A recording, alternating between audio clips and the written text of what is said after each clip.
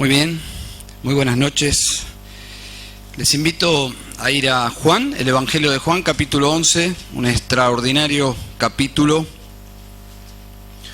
En ese capítulo encontramos una declaración de Jesús impresionante en el versículo 25. Dice: yo soy la resurrección y la vida. ¿Quién podría decir algo así? Tan sagrado, tan supremo, tan asombroso, y un tema muy sensible. Muy sensible. La muerte es un asunto muy sensible, y Él está declarando que Él era la vida, la resurrección. Estaba leyendo algo que sucedió en Guatemala. Estefanía, el cuerpecito sin vida de Estefanía yacía en una mesa. Le habían colocado su muñeca preferida entre sus brazos. Sus padres, religiosos, fervorosos, se negaban la muerte de su hijita, se negaban a enterrarla. Estaban convencidos que Dios la iba a resucitar. Mucha gente alrededor de la mesa, orando, llorando, clamando, una situación muy anormal. El caso llegó a las autoridades porque pasaron las horas y pasaron los días, y esa bebé no estaba siendo declarada muerta ni siquiera, o sea, declarada muerta, pero no estaba siendo sepultada como corresponde. Así que intervinieron para acelerar su entierro.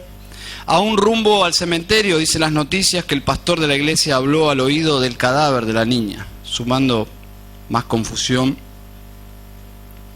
dándole órdenes al demonio que libere el cuerpo de la pequeña. Oró en el nombre de Jesús: vas a soltar este cuerpo, oídme bien, en el nombre de Jesús de Nazaret, vas soltando este cuerpo que no te pertenece, le pertenece a Dios, dijo el pastor. Todo eso camino al cementerio. Inclusive las noticias dicen que durante el entierro los padres no perdían la esperanza de que la niña iba a resucitar. No resucitó. No fue así. En este contexto de tristeza es que Jesús dice esta declaración en el entierro de su amigo Lázaro. Bueno, ya había sido enterrado, sepultado, pero duraban varios días el duelo.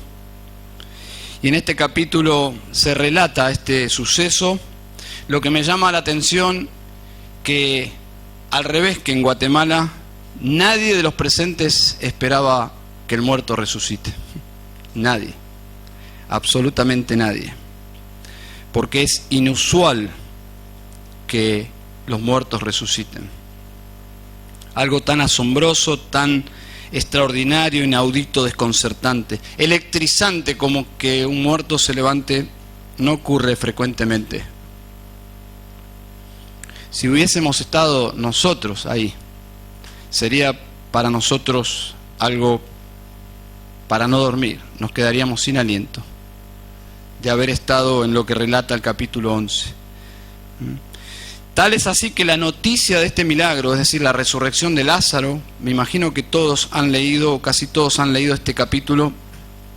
La noticia corrió como un fuego por todo lugar, que no se podía apagar. Observen el capítulo 12, versículo 9.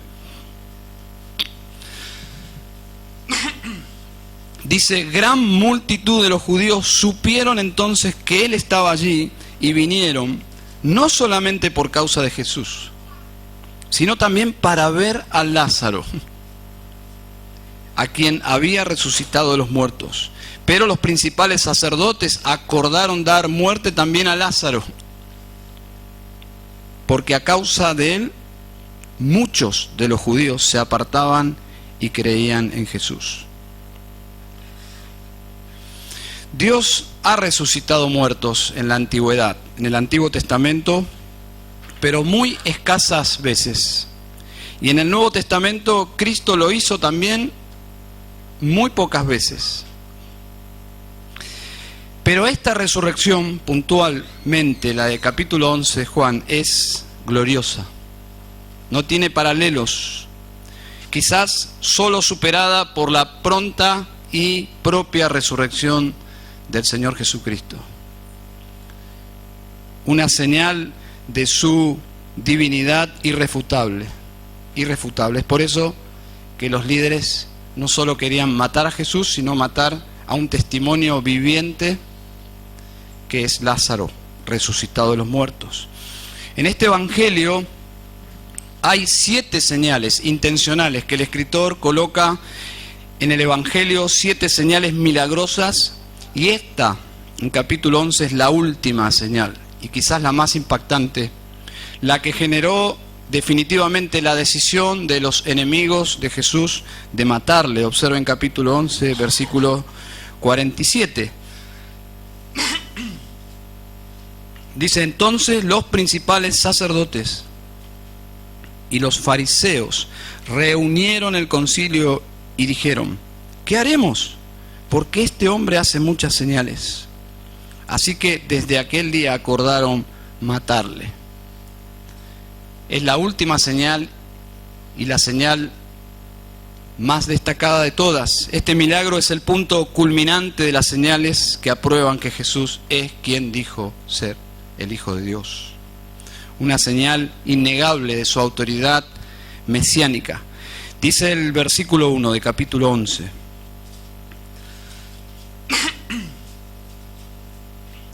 Estaba entonces enfermo uno llamado Lázaro, de Betania, la aldea de María y de Marta su hermana. Versículo 2. María, cuyo hermano Lázaro estaba enfermo, fue la que ungió al Señor con perfume y le enjugó los pies con sus cabellos, adelantándose lo que relata el capítulo 12. Versículo 3. Enviaron pues las hermanas para decir a Jesús: Señor, he aquí el que amas está enfermo. Nosotros, al terminar de leer el capítulo, sabemos que era una enfermedad terrible. La idea allí es: se está muriendo. Versículo 4, oyéndolo Jesús dijo: esta enfermedad no es para muerte, sino para la gloria de Dios, para que el Hijo de Dios sea glorificado por ella. Quiero que marques este versículo porque es el tema del capítulo entero. El tema de este capítulo no es la resurrección, es la gloria de Dios. El tema de este capítulo no es el amor en la amistad, que se puede usar, lo han usado muchas veces, mostrar la lealtad en este vínculo de la amistad de Jesús con estos 3 hermanos, pero no es el tema. El asunto clave aquí en este capítulo es la gloria de Dios, especialmente la gloria del Hijo de Dios, la gloria de Jesucristo. Y recuerden el propósito de todo el Evangelio de Juan, capítulo 20, versículos 30 y 31. Dice así la palabra de Dios: hizo además Jesús muchas otras señales en presencia de sus discípulos, las cuales no están escritas en este libro. De esas muchas señales, solo Juan escribió 7, versículo 31, pero esas 7, versículo 31, se han escrito para que creáis que Jesús es el Cristo, el Hijo de Dios, y para que creyendo tengáis vida en su nombre. Muy claro el propósito de todo el Evangelio, pero particularmente se aplica a cada una de las señales. Cada uno de esos 7 milagros tiene este propósito. Y por esa razón le decimos a la gente que quiere comenzar a leer la Biblia que comience por Juan, porque el propósito es muy definido. Queremos que las personas experimenten lo que dice el versículo 31, que crean en Jesús y que tengan vida eterna. Y ese es el propósito de Juan, del Evangelio de Juan. El propósito de este milagro, en particular la resurrección de Lázaro, es ese, es mostrar la gloria de Cristo para que la gente al ver su gloria, se rindan a Él, crean en Él y tengan vida eterna. No es ni siquiera consolar a las hermanas, ni siquiera es resucitar a Lázaro el propósito de este milagro. Es mucho más, es manifestar la gloria de Dios para que crean en el Hijo de Dios y que tengan vida eterna. Observen el versículo 5. Y amaba Jesús a Marta y a su hermano y a Lázaro. Y ahora vemos el conflicto. El versículo 6 dice: cuando oyó pues que estaba enfermo, se quedó 2 días más en el lugar donde estaba. Parece una contradicción absoluta, porque deliberadamente él escucha la noticia, por cierto, una muy mala noticia, y se queda intencionalmente 2 días más. Lo más probable es que en el momento que el viajero llega a Jesús, en ese mismo momento su amigo Lázaro acababa de morir. Ni siquiera el mensajero sabía lo que había pasado. El Señor sí sabe lo que había pasado, porque cuando llega a la tumba, hacía 4 días ya que Lázaro había muerto. Probablemente ya estaba muerto cuando el mensajero llegó a Jesús. Cuando él llega a Betania, encuentra ese panorama desolador que vamos a ver en unos instantes. Así que nosotros somos, pensando en este conflicto, este aparente conflicto entre el amor de Dios y la muerte de Lázaro, nosotros somos muy limitados para entender cómo Dios se glorifica más. Hay situaciones donde una tragedia incomprensible lleva más gloria a Dios que si se hubiese evitado. Y es notable. No lo vemos en el momento de la tragedia, pero luego que la tragedia pasa, vemos que Dios se ha glorificado.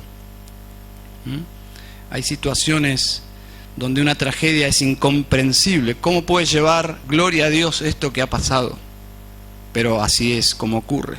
Y todo lo que sucede finalmente lleva gloria a Dios. Y todo lo que sucede está en marco de un clima, de un plan de Dios que finalmente terminará donde Dios lo planeó. Donde Dios va a recibir toda la gloria de la creación. Hacia allí vamos. Y todos las pequeñas situaciones particulares, nacionales, universales, tienen que ver con ese plan glorioso de Dios que Él ha hecho en la eternidad, de manifestar su gloria y compartir su gloria, su esencia, su belleza con su creación. Todo lo que sucede es para la gloria de Dios. Lo dice Romanos 11:36, porque de Él y por Él y para Él son todas las cosas, a Él sea la gloria para siempre. Amén. Podemos decir, la gloria de Dios prevalecerá.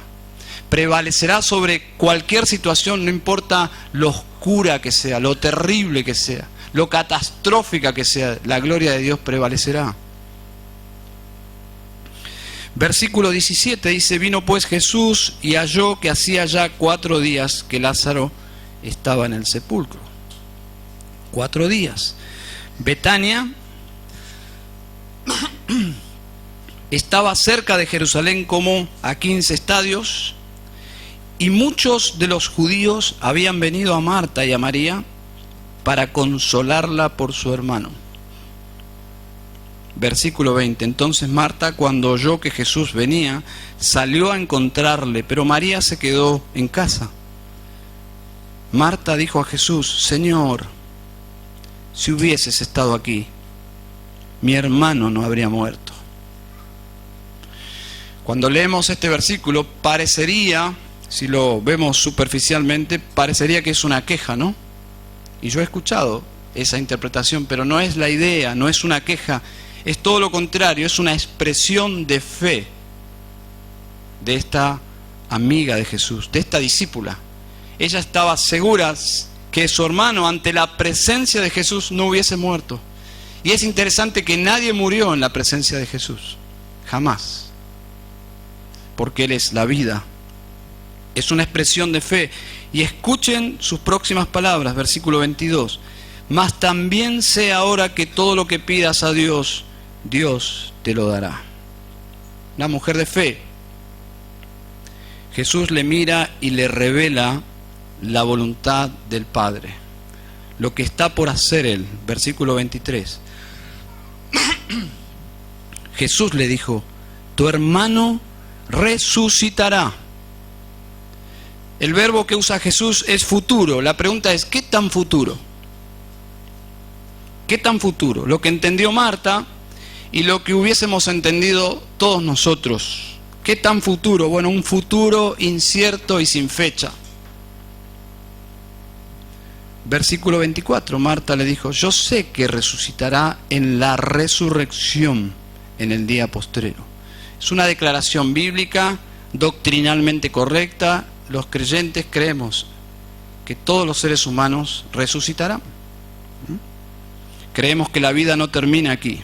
La Biblia dice también que algunos resucitarán para la gloria de Dios, para habitar en la presencia de Dios, pero también la Biblia dice, y no lo esconde, que muchos y quizás la mayoría resucitarán para condenación. Lo que está diciendo Marta es correcto. La Biblia lo dice, versículo 25, le dijo Jesús: yo soy la resurrección y la vida. El que cree en mí, aunque esté muerto, vivirá. Y todo aquel que vive y cree en mí no morirá eternamente. ¿Crees esto? ¿Qué pregunta? ¿Crees esto? Saben, la resurrección y la vida no son eventos futuros. O podemos decir, no son solo eventos futuros. Es Cristo mismo, lo acaba de decir. Él es la vida. Él es la vida misma. Cristo es la fuente de la vida, es el creador y el sustentador de la vida. Todo lo que vive es por Cristo. Y todo lo que vive y permanece con signos vitales en el universo entero es por Cristo, lo dice la Escritura. Y todo el universo funciona armoniosamente por Cristo también. Lo animado y lo inerte, todo es sostenido por Cristo. Y aquí está el Evangelio. Es una declaración del Evangelio, y la respuesta de Marta evidencia que ella era una discípula. Tiene esta vida que promete el Evangelio, porque ella tiene una relación no solo de amistad, sino de sumisión a Cristo. Ella confía en Cristo, cree en Él. Versículo 27, observen. Le dijo: sí, Señor, yo he creído que tú eres el Cristo, el Hijo de Dios que has venido al mundo. Es una creyente. Pero aún siendo creyente, no estaba esperando que su hermano resucite. Creo que ni se le cruzó por la cabeza que su hermano iba a resucitar. Marta responde con una de las palabras más importantes del Evangelio: creer. Creer. Dice: sí, Señor, yo he creído. Recuerden el propósito. 20:31, porque estas se han escrito para que creáis que Jesús es el Cristo, el Hijo de Dios, y para que creyendo tengáis vida en su nombre. Esta mujer es una mujer de fe y que tiene vida eterna, es una cristiana. Voy a volver para concluir en este versículo. Leemos versículo 28, habiendo dicho esto, fue y llamó a María, su hermana, diciéndole en secreto: el maestro está aquí y te llama. Ella, cuando lo oyó, se levantó de prisa y vino a él. Jesús todavía no había entrado en la aldea, sino que estaba en el lugar donde Marta le había encontrado. Es casi Juan es un testigo ocular. Juan está relatando lo que ocurrió. Versículo 31. Entonces los judíos que estaban en casa con ella y la consolaban, que es algo muy tradicional de esta cultura, los llorones, los que consuelan, los que están, todo un mundo de gente en este hogar. Dice: cuando vieron que María se había levantado de prisa y había salido, la siguieron diciendo: va al sepulcro a llorar allí. Como esos movimientos que se observan en los funerales, movimientos como electrizantes de de emociones raras, gente que comienza a llorar a los gritos, se abraza al cajón. Dice, bueno, salió corriendo, va a llorar al sepulcro, es lo que ellos interpretaron. Versículo 32, María cuando llegó a donde estaba Jesús, al verle, se postró a sus pies. Otra creyente, se postró a sus pies. No hay quejas. Diciendo, Señor, si hubieses estado aquí, no habría muerto mi hermano. No es una queja tampoco, es una declaración de fe absoluta. Versículo 33, Jesús entonces, al verla llorando y a los judíos que la acompañaban, también llorando, se estremeció en espíritu y se conmovió. Cuando uno lee esto, dice, Jesús era muy sensible, pero no es lo que dice el texto. La idea de se estremeció en espíritu y se conmovió es una emoción de enfado. Está enfadado, está turbado Jesús. No puede creer lo que está viendo. Es una nota de enojo, está enfadado, y es lo que significa estas expresiones. ¿Y por qué está enfadado? Porque no armoniza que gente de fe esté actuando así. Quizás los que vinieron a consolar y lloraban, está bien, pero no armoniza ese clima en la casa de un cristiano, en la casa de alguien que se ha declarado seguidor de Jesús. No hay compatibilidad. El cuadro aquí es gente llorando con angustia y sin esperanza. Eso es lo que lo turbó a Jesús. Lo turbó. Quizás es lo que notó o quiso prevenir Pablo cuando escribió Primera de Tesalonicenses 4:13, que dijo, no se entristezcan por los que mueren como los que no tienen esperanza. Todos nosotros que hemos experimentado la muerte de un ser amado, es inevitable la tristeza, pero hay una tristeza que Dios dice que es pecaminosa, es la tristeza sin esperanza. Y es la que Jesús notó aquí, gente sin esperanza, llorando, y se puso mal. Es una emoción humana, obviamente, y es una emoción de Dios, del Hijo de Dios. Se enfadó. Versículo 34, y dijo, ¿dónde le pusisteis? Le dijeron, Señor, ven y ve. Y el versículo 35 dice, Jesús lloró. Jesús lloró. ¿Saben? Hay dos lugares en la Biblia donde dice que Jesús lloró. Descubrimiento, estoy como un niño con un juguete nuevo, lo descubrí esta semana. No sabía, yo sinceramente en un examen hubiese puesto una sola vez Juan 11:35, pero lloró sobre Jerusalén, por la incredulidad de Jerusalén, porque iba a venir el juicio sobre Jerusalén pronto, y Jesús lloró por la dureza del corazón y por el juicio que Dios derramaría sobre Jerusalén. La otra vez es aquí, en un funeral. Es el versículo más corto de la Biblia. Cuando hay un espadeo bíblico que hay que citar versículos, este es el primero que sale, ¿no? Tan fácil, tan simple, pero tan profundo. Tan profundo, Jesús lloró. Y hay un montón de especulaciones de por qué lloró Jesús. Bueno, el contexto nos indica que él lloró porque está rodeado de un clima de tristeza, y lloró porque había muerto su amigo. ¿Quién no ha estado en un funeral y vio este triste cuadro de gente desesperada, sin esperanza? Él está allí, está percibiendo la tristeza de la muerte. Cuando yo era niño, sufrí muy de cerca la realidad de la muerte. Tenía un profesor a quien yo admiraba mucho, amaba, un profesor de gimnasia, muy joven, y falleció. Para mí eso fue mi primer encuentro cercano con la muerte, no lo podía entender. El hecho de asumir que no lo iba a ver más, era todo una tragedia para un niño, para mí. Jesús no está llorando por falta de esperanza, Él está al control de todo. Él está al control y ya había declarado que iba a resucitar a Lázaro. Sus lágrimas, a diferencia, y en el original es muy claro esto, a diferencia del resto de la gente, sus lágrimas son silenciosas. Es como un hombre que está triste. No es como las lágrimas y el lloro audible de los demás. Jesús lloró sencillamente porque su amigo estaba muerto. No hay mucha teología en esto. Como hubiésemos llorado nosotros. Pero el cuadro que el Señor observó aquí sí es para llorar. La tristeza en un perímetro muy pequeño, pero vemos lo que dice Romanos 6:23, la paga del pecado es muerte.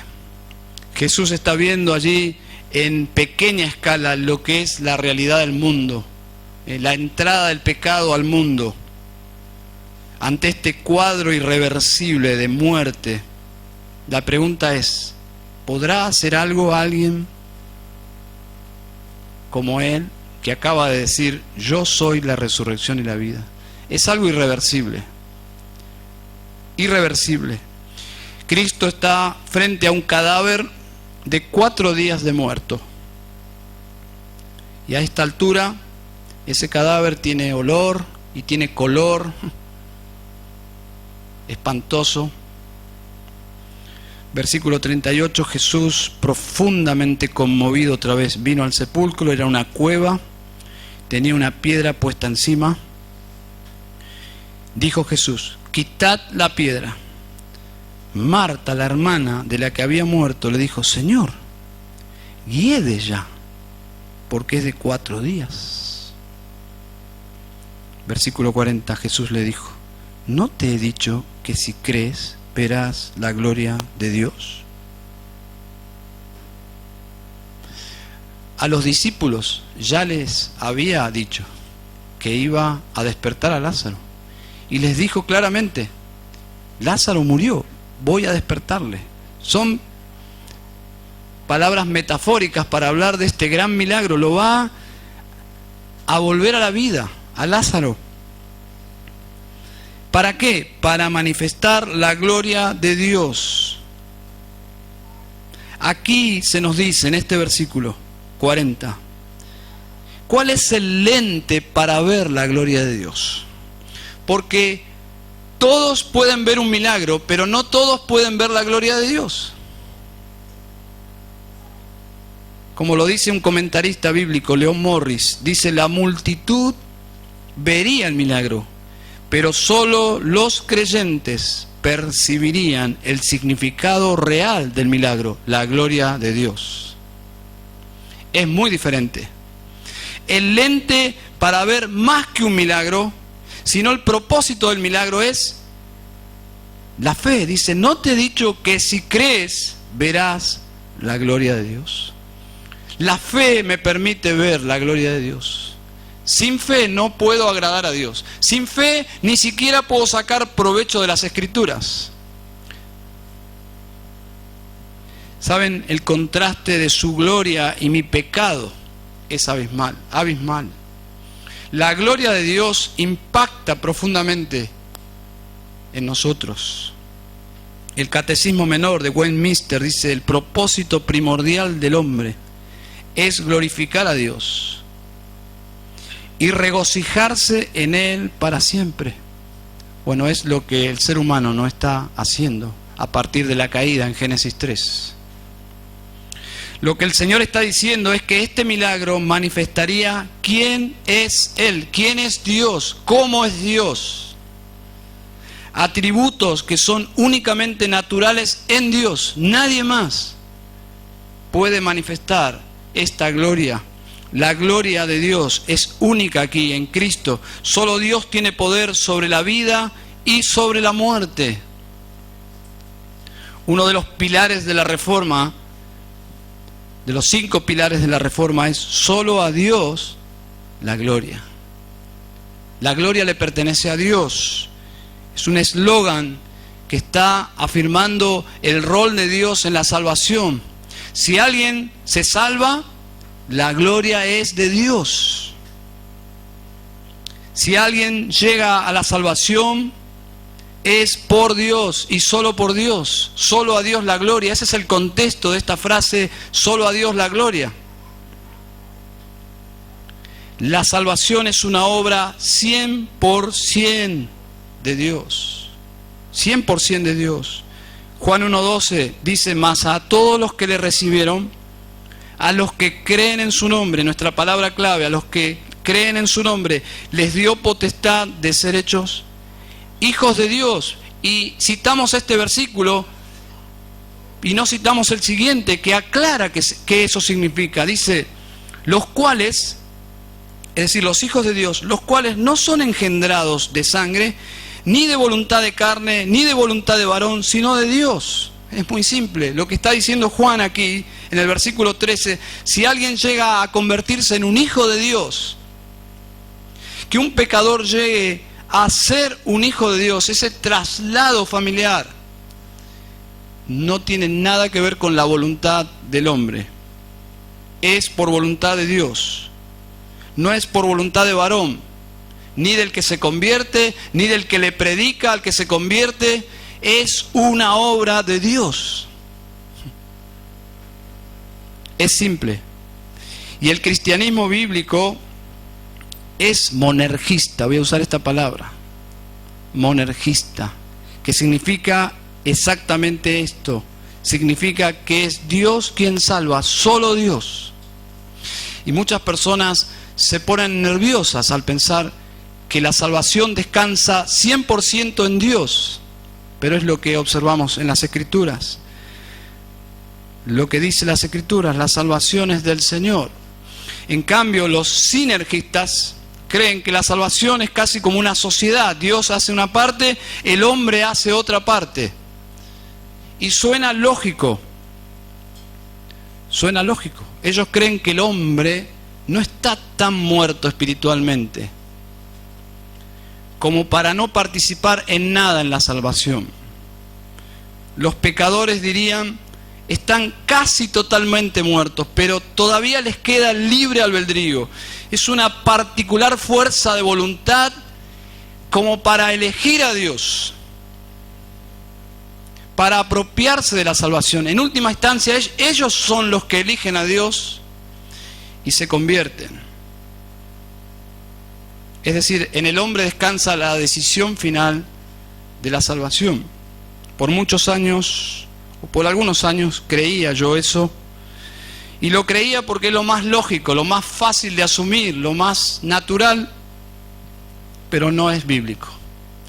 Si hubo un momento en la historia de la humanidad que el hombre sí tuvo libre albedrío, lo perdió en Génesis 3. En Génesis 3 había sido creado para elegir libremente y libremente eligió darle la espalda a Dios. Y el pecado entró en la humanidad y el caos entró en la humanidad. Desde ese mismo momento la humanidad no tiene libre albedrío. La Biblia dice que somos esclavos del pecado. No tenemos la voluntad de decidir o iniciar una relación con Dios. No, la Biblia dice que todos nosotros, a partir de Génesis 3, nacemos, vivimos muertos espiritualmente. Y si vamos a creer en Cristo es por una iniciativa poderosa de Dios, por el puro afecto de su voluntad, porque Él es quien inicia este evento salvífico. Los muertos no participan en su propia resurrección. Es la palabra de Cristo frente a la tumba la que va a efectuar la resurrección. Es un cuadro precioso de nuestra salvación. La palabra de Cristo poderosa y autoritativa es la que levanta a Lázaro, pero también es la que levanta a los muertos cuando predicamos el Evangelio. Si quieren ver cómo Dios salva, aquí hay un modelo extraordinario de lo que dice Efesios 2:1. Efesios 2:1. el escritor de Efesios coloca un verbo del versículo 5, lo coloca intencionalmente en el versículo 1, pero le da sentido y vale citarlo. Dice: y Él os dio vida a vosotros cuando estabais muertos en vuestros delitos y pecados. Esa es la condición con la cual venimos a este mundo, muertos en nuestros delitos y pecados. En esa condición de muerte, Dios interviene y nos da vida en Cristo. Leemos versículo 41. Entonces quitaron la piedra de donde había sido puesto el muerto, y Jesús, alzando los ojos a lo alto, dijo: Padre, gracias te doy por haberme oído. Yo sabía que siempre me oyes, pero lo dije por causa de la multitud que está alrededor, para que crean que tú me has enviado. Y habiendo dicho esto, clamó a gran voz, Lázaro, ven fuera. Y el que había muerto salió, atadas las manos y los pies con vendas, y el rostro envuelto en un sudario. Jesús le dijo: desatadle y dejadle ir.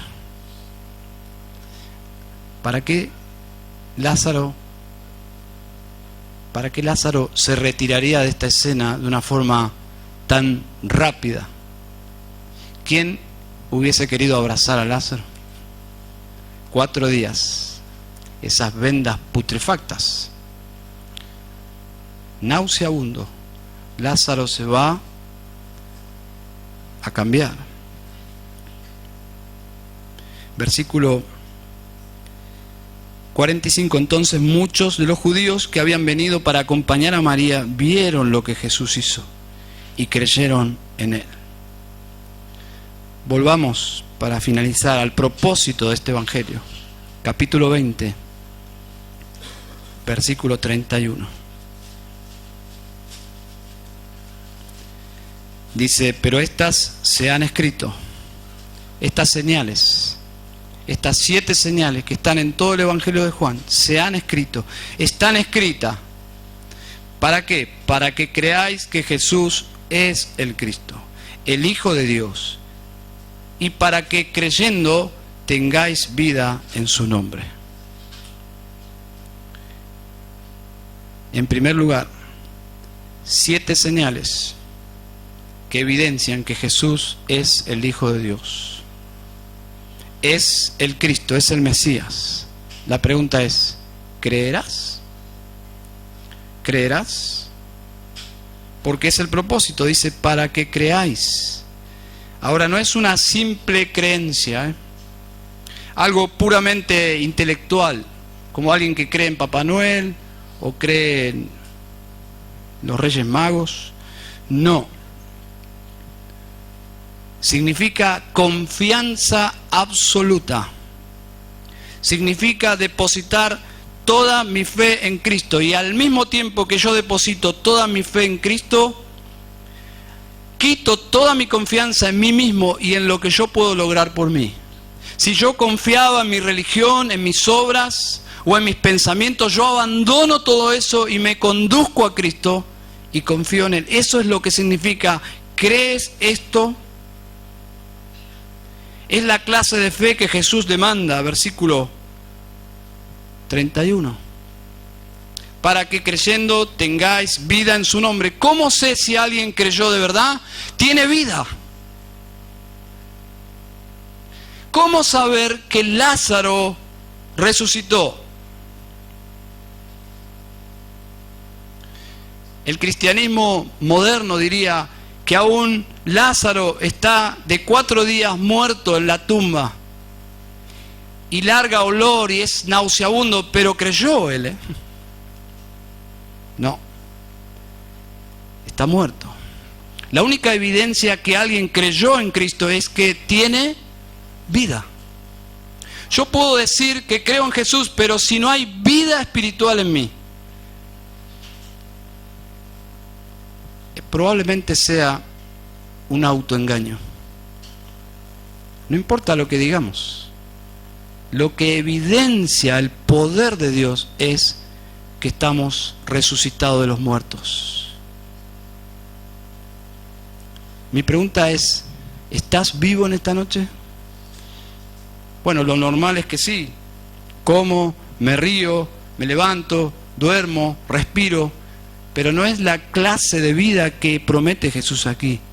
Eso es tener vida física, pero la clase de vida que Jesús promete aquí es la vida espiritual, porque nacemos muertos, alejados de Dios, sin ninguna clase de iniciativa de amar a Dios, de obedecer a Dios, de responder a las demandas de Dios. Estamos muertos. Es lo que dice la Biblia. Y lo dice así tan claramente: Él os dio vida a vosotros cuando estabais muertos en vuestros delitos y pecados. Esta muerte con la cual nacemos separados de Dios es terrible. Solo el poder del Evangelio puede cambiar no solo esta condición, sino el destino eterno de una persona que parte de este mundo sin Cristo. Y agrega en el versículo 26, capítulo 11, no morirá eternamente. Esto es una advertencia seria. No tenemos ni idea de lo que significa que alguien parta de este mundo y se pierda eternamente. Pero créanlo, que Jesús tiene autoridad para decir lo que está diciendo. Él está diciendo sencillamente que si no hay vida en esa persona por creer en Cristo y se muere en esa condición, se va por la eternidad lejos de Dios en un lugar llamado infierno. Dice en Apocalipsis, el mismo apóstol Juan, dice en el capítulo 20, versículo 14, fueron lanzados al lago de fuego. ¿Y cómo se llama ese lugar? Esta es la muerte segunda. ¿Y cuál es la primera? Es con la cual nacemos.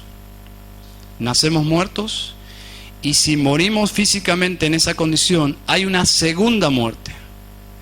La muerte ya genera un espanto en nosotros, pero espantosa es la segunda muerte, porque es eterna.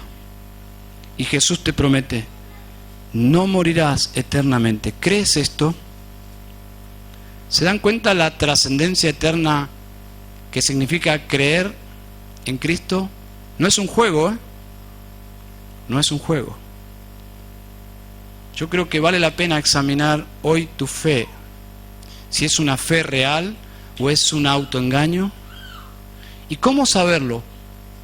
Si hay vida. Hay vida. Quiero que te tomes el pulso espiritual. ¿Hay vida de Dios? ¿Amas a Dios? ¿Amas a Cristo? ¿Amas esa cruz? ¿Amas su palabra? ¿Te deleitas en Dios? Cuando oras, ¿sabes que estás en la presencia de Dios? ¿Hay gozo de Dios? ¿Hay paz de Dios? ¿Hay fruto de Dios? Sinceramente, si no hay eso, probablemente estás muerto. Y quiero decirte que no hay ninguna garantía de que no mueras esta noche, o mañana, o el mes que viene. No hay ninguna garantía de que sigas viviendo un día más. Y es por eso la urgencia del Evangelio, que hoy es el día de salvación. Hoy es el día de salvación. El diablo es tan engañador que una de las mentiras que siempre le da resultado es: espera un día más, quizás más adelante. A los viejitos les dice el diablo: pero a esta altura de tu vida vas a cambiar. Lo que no les dice es que vas a ir al infierno con él. A los jóvenes les dice: hay toda una vida para disfrutar. Lo que no les dice es que no hay vida. Estás muerto en tus delitos y pecados. No es vida. La vida es Cristo. Él dijo: yo soy la vida. Si no tenés a Cristo, no tenés vida. Cristo dijo: yo soy la resurrección y la vida. El que está muerto espiritualmente y cree en mí, vivirá. Tan fácil, no es fácil.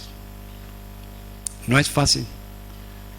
Para nosotros quizás acceder a Cristo parecería fácil. Pero el precio de que un pecador tenga vida eterna es muy alto. Lo que le costó a Cristo en la cruz, lo que el mundo, o casi todo el mundo entero, celebró el viernes. La muerte del Santo Hijo de Dios. Cuando Él gritó, Dios mío, ¿por qué me has desamparado? Ese es el dolor inimaginable de la cruz. El mismo Dios desamparó a su Hijo. ¿Por qué? Porque nuestros pecados fueron puestos sobre Él.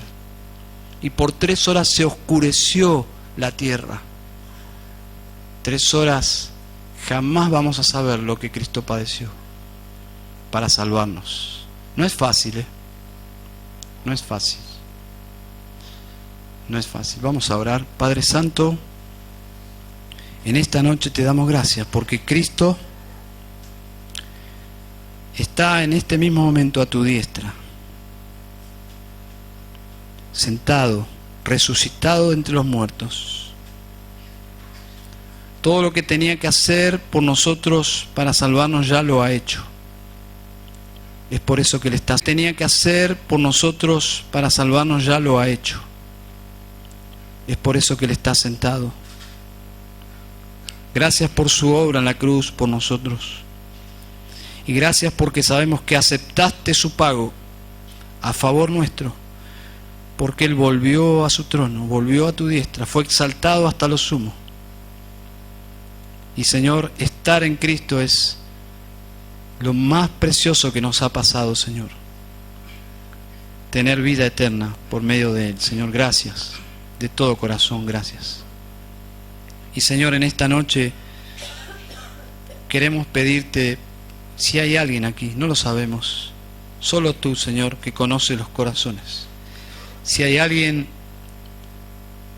que no es creyente, que no ha puesto su fe de una forma bíblica en ti, no tiene vida eterna, Señor, que tú hagas una obra milagrosa en esta noche, como lo hiciste en nosotros, que nos diste vida cuando estábamos muertos en nuestros delitos y pecados. Ten misericordia de nuestros amigos, ten misericordia de nuestras visitas, ten misericordia de toda persona que está en este lugar,